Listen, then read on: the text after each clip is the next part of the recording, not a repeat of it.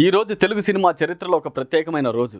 నందమూరి తారక రామారావు గారు నటించిన జానపద చిత్రం మంగమ్మ శబదం 1965 మార్చి 6ను విడుదలై నేటికి 60 ఏళ్లను పూర్తి చేసుకుంది.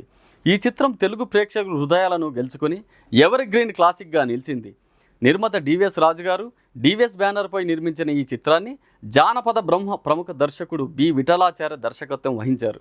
ఎన్టీఆర్ గారికి అత్యంత సన్నిహితులు, ఆత్మీయులైన డివిఎస్ రాజు గారు ఎన్టీఆర్ గారితో సొంతంగా చిత్ర నిర్మాణం చేపట్టాలనే తలంపుతో తమిళంలో విజయవంతం అయిన చిత్రానికి ప్రాచుర్యంలో ఉన్న జానపద కథను జోడించి విఠలాచార్య దర్శకత్వంలో చిత్ర నిర్మాణాన్ని ప్రారంభించారు. నిర్మాత డివిఎస్ రాజు గారు తమ స్వంత నిర్మాణ సంస్థ డివిఎస్ బ్యానర్పై నిర్మించిన తొలి చిత్రం మంగమ్మ శబదం. కాగా ఈ చిత్రానికి కో డైరెక్టర్గా ఎస్డి లాల్ వ్యవహరించారు. ఈ చిత్రం ఒక రాజ్యం నేపథ్యంలో సాగుతుంది. రాజుగా ఎన్టీఆర్ గారు మరియు మంగమ్మగా జమున గారు మధ్య జరిగిన సంఘర్షణ, ప్రేమ, ప్రతీకారం మరియు కుటుంబ విలువలను చక్కగా చూపిస్తుంది.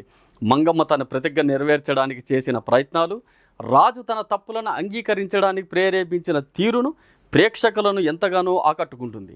టీవీ రాజు సంగీతం అందించిన ఈ చిత్రంలోని పాటలు అప్పట్లో ప్రేక్షకులను మంత్రముగ్ధులను చేశాయి. సి నారాయణ రెడ్డి మరియు కొసరాజు లిరిక్స్ రాశారు.